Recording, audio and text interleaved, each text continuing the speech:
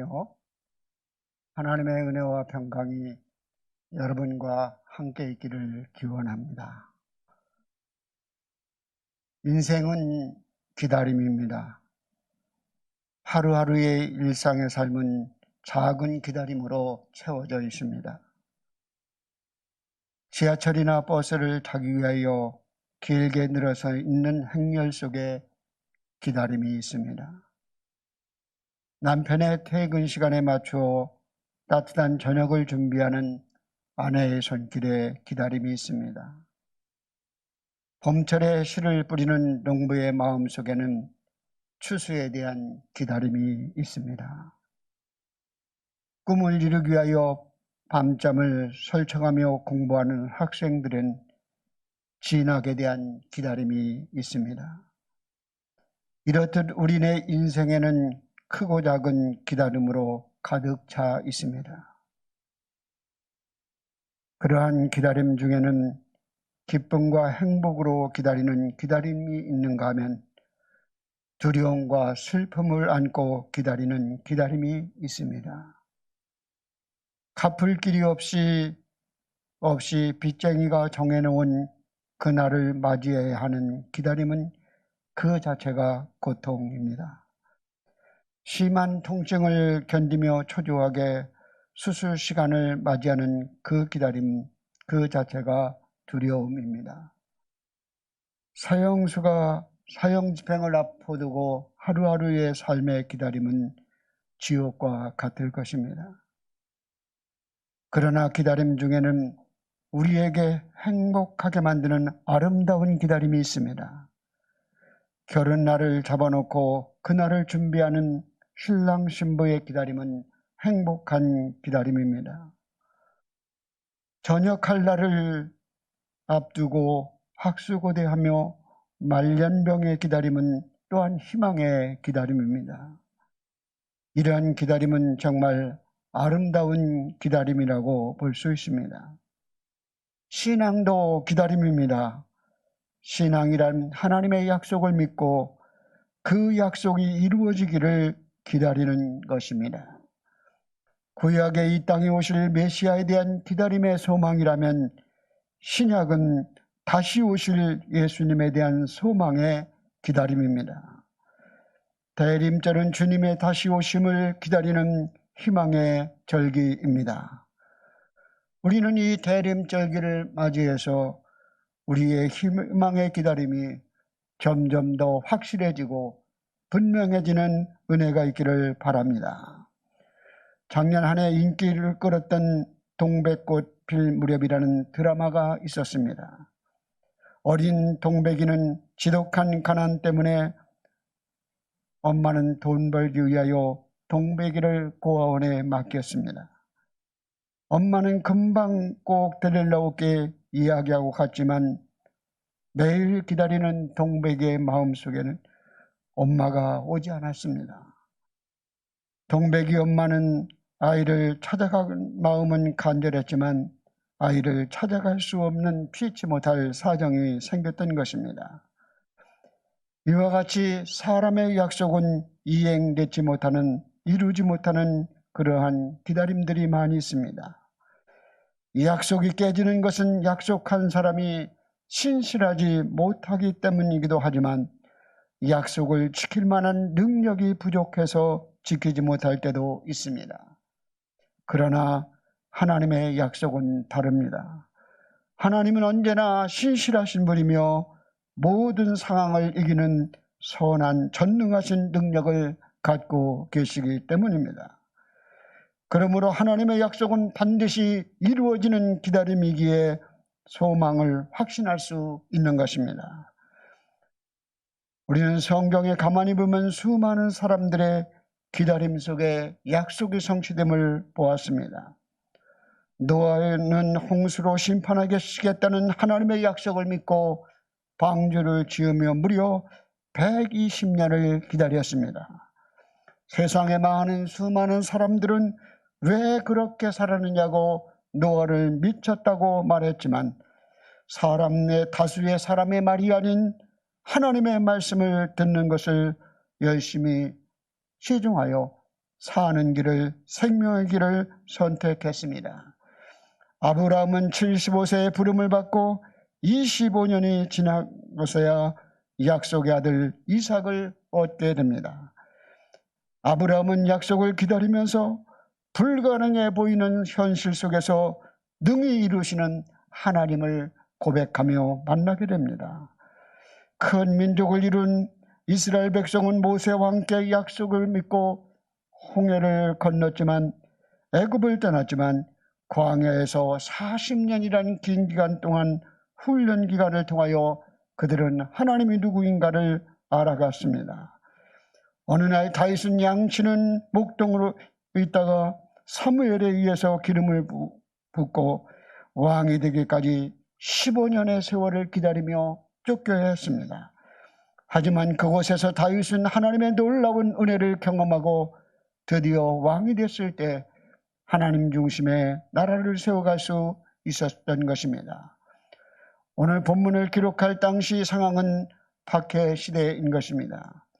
주님의 재림이 금방 이루어지지 않자 주님의 재림에 대한 약속을 의심하는 사람도 생겨났고 주님을 떠나는 배교자들이 생겨나기 시작했습니다.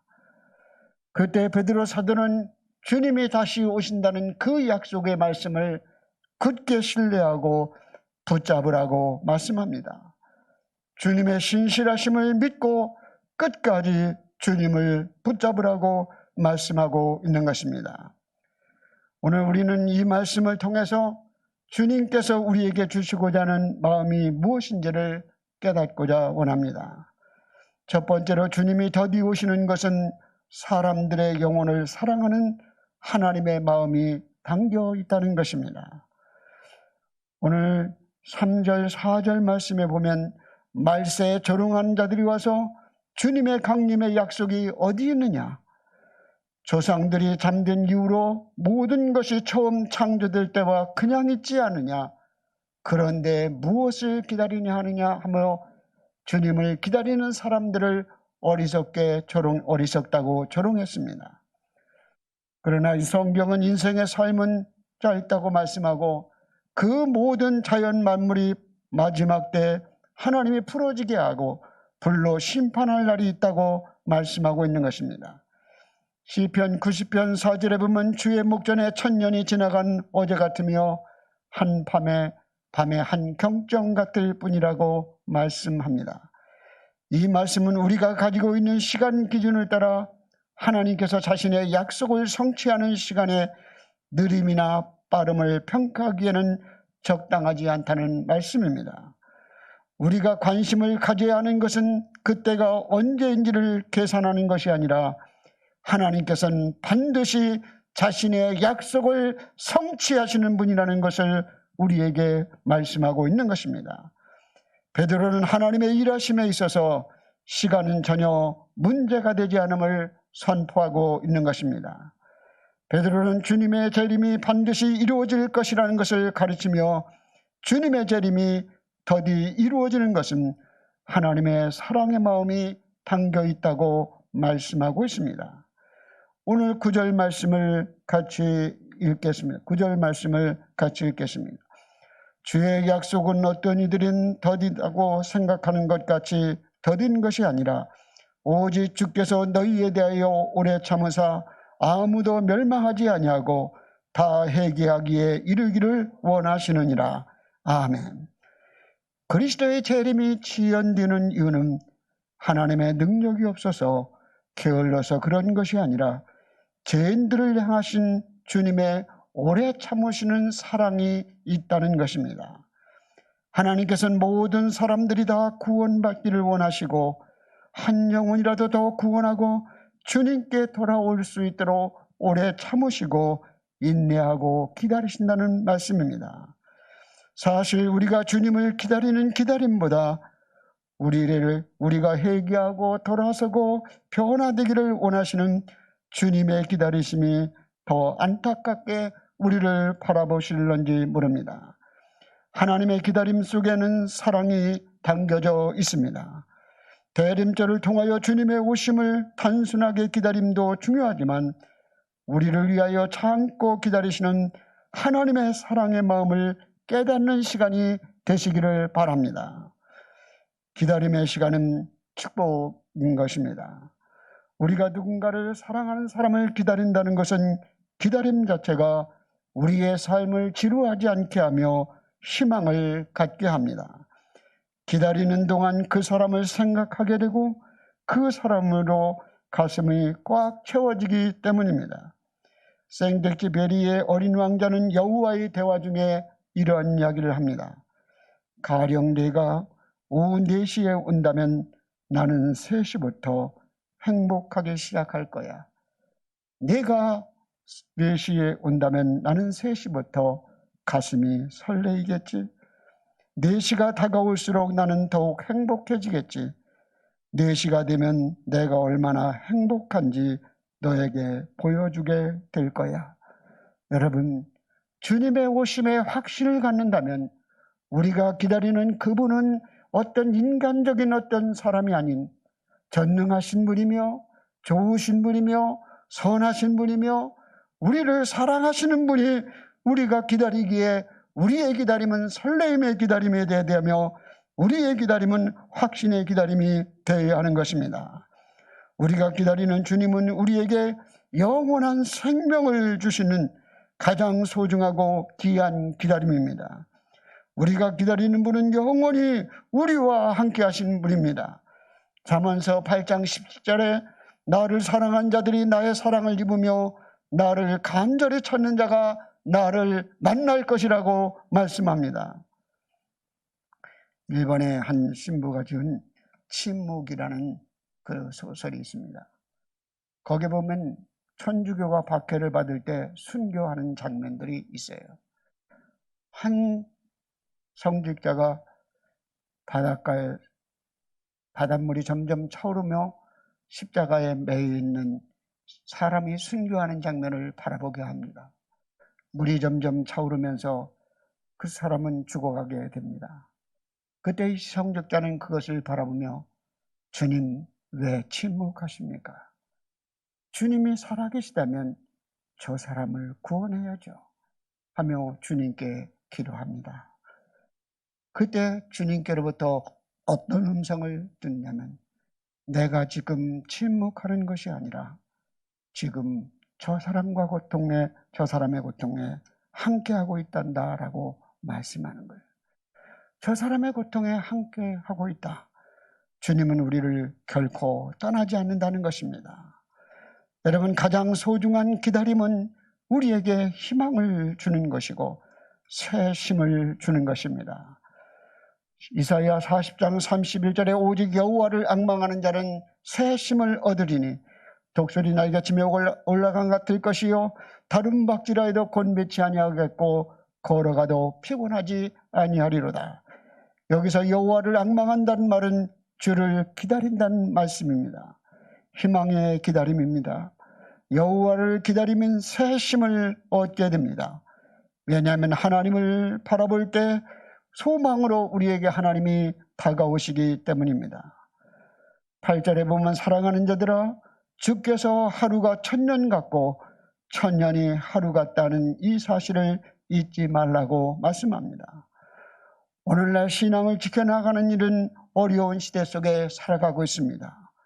믿지 않는 사람들이 성도들을 향하여 왜 교회에 나가느냐고 손가락질하는 그러한 시대 속에 살아가고 있습니다.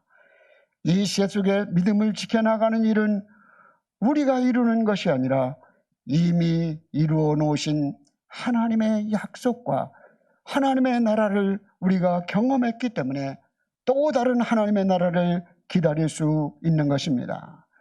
오늘 13절에 우리가 그의 약속대로 의가 있는 곳 새하늘과 새 땅을 바라보도다.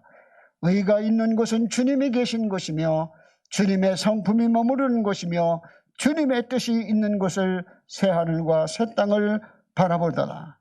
여러분, 우리의 기다림은 이미 약속이 실현된 기다림 속에서 나머지 부분을 기다리는 것입니다. 마치 하나님의 나라를 이야기할 때 이미 이루어진 하나님의 나라, 또 아직 이루어지지 않은 하나님의 나라를 소망하는 것처럼 우리는 하나님의 약속 안에서 이미 이루어진 결말을 보았기 때문에 우리는 또 다른 그 약속도 이루어질 줄 믿습니다. 그래서 우리는 인내하며 기다릴 수 있는 것입니다. 여러분들이 중요한 운동 경기를 보면 가끔 너무나 초조하게 바라봅니다.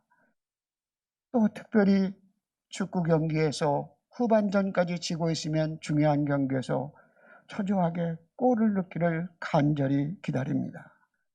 그러나 우리가 그 경기를 볼 때 녹화된 경기를 보고 승리한 것을 알고 보면 그 녹화 경기를 보면서 결코 초조해하지 않습니다. 왜냐하면 우리나라가 이겼다는 것을 알고 있기 때문에 골 먹을 것든 관한 것에 그 골은 안 들어갈 거야. 그리고 우리가 반드시 이길 거야. 이러한 승리한 것을 믿고 있기 때문에 우리는 그 경기를 보면서 초조하지 않는 것입니다. 결말을 안다는 것은 이렇게 우리에게 큰 힘이 되는 것입니다. 우리는 이미 주님이 구약에서 약속하신 대로 예수님의 이 땅에 오셨습니다. 약속이 이루어졌습니다. 주님께서 우리의 죄를 위하여 십자가에 죽으시다는 그 약속대로 주님이 십자가에 죽으셨습니다. 약속을 이루셨습니다. 주님은 약속대로 부활하시고 약속대로 승천하시고 약속대로 성령을 보내셨습니다. 그러므로 약속대로 다시 오시겠다는 그 말씀은 반드시 이루어질 줄 믿습니다.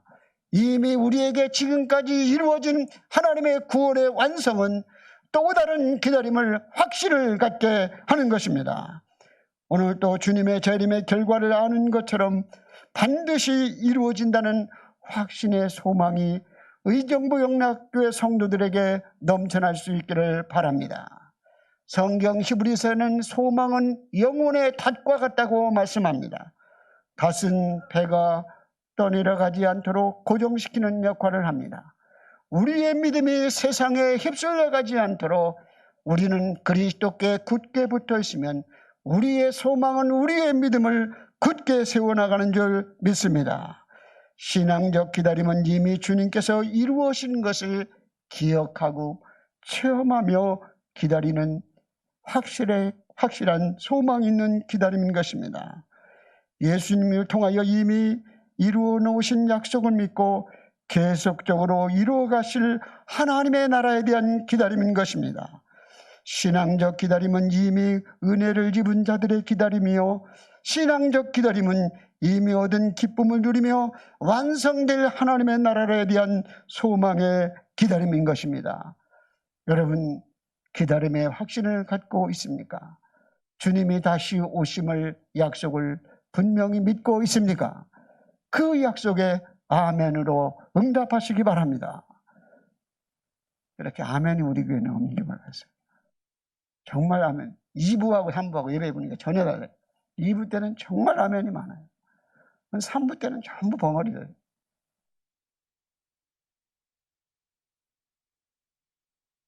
우리가 분명한 약속에 대한 기다림이 있다면, 그 기다림의 확신이 있다면 우리는 세상에 쉽게 휩쓸려 가지 않습니다. 2014년에 흥사단에서 수도권 초중고등학교 6,000명을 대상으로 재미있는 조사를 하나 했습니다. 10억을 준다면 1년간 교도소에 갈 수 있을까 하는 질문이었습니다. 10억을 준다면 1년 동안 교도소에 갈 수 있겠느냐? 초등학생들의 12%가 오케이 했어요. 중학생의 28%가 오케이, 고등학생의 44%가 오케이 했습니다. 얼마나 물질 중심의 사인가를 볼 수 있잖아요.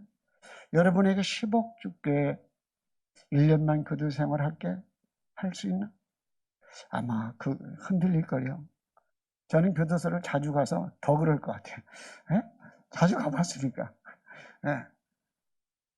그렇다고 내가 교도 수영 생활하는 게 아니라 교정위원으로 자주 갔어요. 어떤 성도가 하나님 천년이 하루 같단 말이 사실입니까? 하나님은 그래, 천년이 하나님에게는 하루 같지. 그럼 하나님 그렇다면 하나님께는 10억 원도 1원에 지나지 않겠나요? 그래, 하나님은 10억 원도 1원에 지나지 않지. 하나님 그렇다면 저에게 1원만 주세요. 그러자 하나님이 뭐라고 대답하셨냐면 주고 말고 그 대신 하루만 기다려라. 1000년을 기다리면 10억을 주겠다. 여러분, 성도들은 하나님께서 우리에게 허락하신 시간들을 구원의 시간으로, 성경 어려운 이야기로 크로노스의 시간이 아닌 카이로스의 시간으로 만들어야 될 사명이 있는 것입니다. 그래서 에베소서 5장 18절에 세월을 아끼라, 주어진 기회를 사라는 말씀을 주고 있습니다. 우리가 세상에 빼앗겼던 시간들, 세상에 들여졌던 우리의 헌신들이, 세상에 들여졌던 우리의 열정이 하나님을 위한 시간들로 바꿔놓으라고 말씀하고 있는 거예요. 종말의 때를 살아가는 사람들에게 우리는 주님의 다시 오심을 확신한다면, 우리는 그 확신에 주님의 영원한 하나님 나라가 있음을 확신한다면, 여러분들이 그 소망을 갖고 있다면 현실에 60평생, 70평생 살아가는 인생에 그렇게 집착하지는 않을 것입니다. 우리의 삶 가운데 의정부영락회 성도 여러분, 주님의 다시 오심에 대한 약속에 확신과 소망이 넘칠 수 있기를 바랍니다. 그 약속을 지금까지 이루신 하나님이 나머지 하나님의 나라를 반드시 완성시킬 하나님의 나라가 언젠간 오신다는 믿음을 갖고 깨어있는 성도님들이 되시기를 바랍니다. 두 번째 우리가 생각해야 될 것은, 주님의 재림을 소망하는 사람은 준비하고 기다려야 된다는 거예요. 현재의 삶을 잃어버리지 말라는 거예요. 초대교회 공동체 속에 종말이 가까웠으니 현실의 삶을 부정하고 아무렇게 살아가려는 성도들이 있었습니다. 마치 다미 선교회가 그때 주님의 재림이 곧 임박했다고 했을 때 그 사람들이 회사도 그만두고 아이들 학교도 그만두고, 주님이 곧 오시는데 무슨 학교가 필요하고 회사가 필요한가 하고 현실의 삶을 떠나려는 사람들이 있었습니다. 현실의 삶을 무관심하려고 살아갔던 사람들이 있었습니다. 일부 초대교회 공동체는 주님이 금방 임하신다는 것 때문에 현실의 삶을 멀리하고 살아가는 사람들이 있었습니다. C.S. 루이스는 스크루테이프 편지에서 이러한 이야기를 했습니다. 악마는 우리를 미래에 붙들어 둠으로써 오늘이라는 현실을 충실히 살지 못하도록 한다. 우리로 하여금 천국에 대한 소망에 붙들어 둠으로 현실의 삶을 충실하게 살지 못하도록 한다. 미래도 중요한 것이지만 장래에 일어날 일에만 몰두하게 되면 소중한 오늘의 삶을 잃어버릴 수 있음을 깨우쳐주고 있는 것입니다. 준비하는 자는 현재 깨어 있으며 준비해야 하는 것입니다. 어떤 남편이 누구에게 문자를 받았는데 이런 문자를 받았어요. 이 세상에서 가장 귀중한 금이 3가지 금이 있는데 무엇인지 아느냐? 거기에 답은 황금, 소금, 지금이라는 말의 답신이 왔습니다. 그래서 감동을 받은 거예요. 그래서 아내에게 문자를 띱니다. 아내에게 이렇게 준군요. 이 세상에서 가장 귀중한 금이 있는데 그게 뭔지 당신 알아? 그렇게 말하니까 잠시 후에 아내에게 이렇게 답신이 왔어요. 현금, 지금, 입금. 그래서 이 남편이 꼼짝없이 이렇게 문자를 했다. 방금, 조금 입금했어요. 우리 살아가는 동안 현재의 삶을, 종말의 신앙을 갖고 있다고 해서 현재의 삶을 우리가 포기할 수 없다는 것입니다. 등산을 좋아하는 사람들에게 가끔 등산을 싫어하는 사람들이 이러한 이야기를 하죠. 내려올 건 뭐더라 올라가느라고 그렇게 고생해. 근데 당신은 그렇게 해서 올라가도 또 내려올 것 아니야. 그러니 뭐 올라가느냐고 그렇게 말하는 거예요. 그 말 속에는 결국은 결과만, 목적만 생각하기 때문에 그렇습니다. 결과는 반드시 내려오잖아요. 우리는 정상에 올라가면서 새소리와 물소리, 꽃과 아름다운 나무들을 바라보는 산행의 즐거움이 있습니다. 결과만 보면 정상에 오르는 것도 중요하지만 그 오르는 과정의 기쁨과 즐거움이 있기 때문에 우리는 결코 산행을 포기할 수 없는 것처럼 우리의 산에 오르는 즐거움이 있기에 산에 오르는 것이지 정상에 오르는 것만 목적이 아닌 것입니다. 주님의 재림을 소망하는 성도는 매일매일 삶 속에서 주님과 교제하는 즐거움, 주님과 동행하는 기쁨을 누리고 살아갈 때 그의 삶의 목적지는 결국은 천국이 될 줄 믿습니다. 그래서 예수님이 머무르시는 그 배는 풍랑이 있었지만 가려던 목적지에 이르게 되었느니라. 여러분이 삶 속에 내가 천국에 가야지, 여기 그쪽에만 목표를 두면 자꾸 결국 우리의 현실의 삶을 무시할 수 있는데, 우리는 항상 현재 삶의 자리에서 준비하는 대로 주님과 매일의 삶의 교제와 나눔의 시간을 가질 때 여러분은 복된 삶을 누리게 되고 하나님이 약속하신 그 나라에 이룰 줄 믿습니다. 오늘 본문의 말씀에 우리가 지금 대강절기를 보내면서 주님이 오시는 때를 준비하는 대로 어떤 자세로 살아가야 되는지를 11절에 말씀합니다. 11절 말씀을 같이 읽겠습니다. 이 모든 것이 이렇게 풀어지리니 너희가 어떤 사람이 되어야 마땅하냐, 거룩한 행실과 경건함으로 라고 말씀합니다. 여러분, 주님의 오심을 준비하는 신앙적 서세는 거룩한 행실과 경건함으로 하나님이 임하시기를 간절히 사모하라고 말씀합니다. 오늘의 말씀을 통하여 대강절이 가장 중요한 주제는 거룩함과 경건을 지켜나가는 데 있습니다. 지난주는 회개에 대한 말씀을 선포했는데 오늘 또 우리는 경건에 대한 올바른 이해를 가지고 있을 때 하나님을 기쁘게 할 수 있습니다.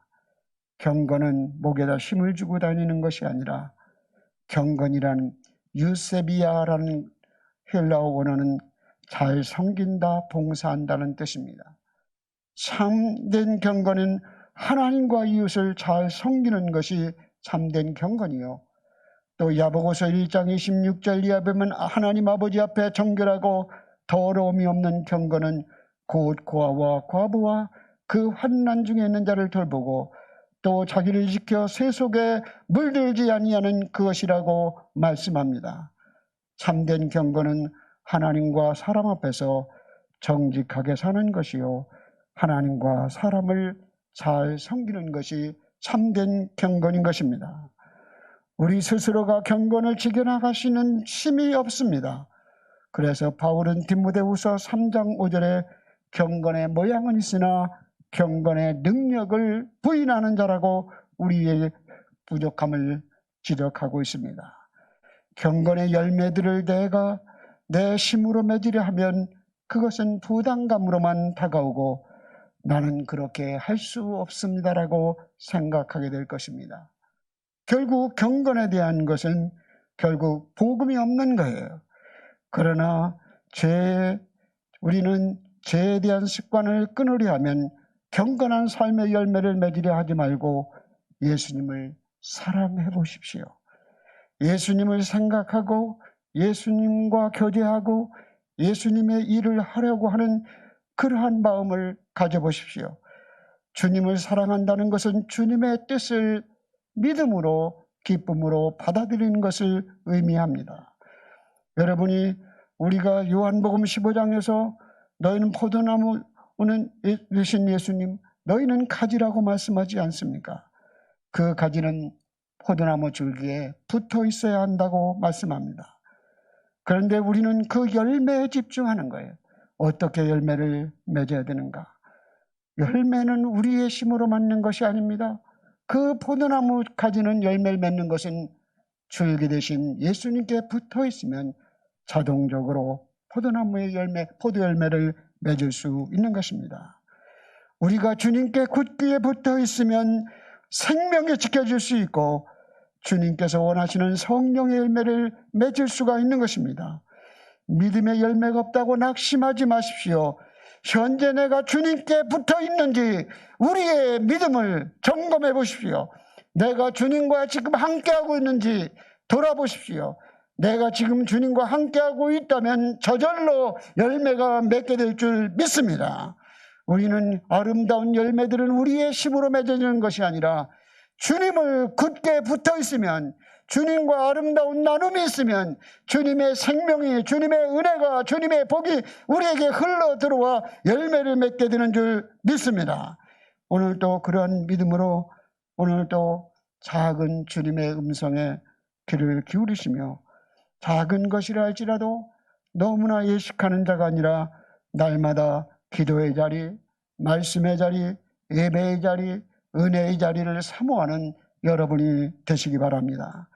그리할 때 주님과 동행하는 삶의 기쁨을 통하여 여러분의 삶의 목적지는 천국이 될 줄 믿습니다.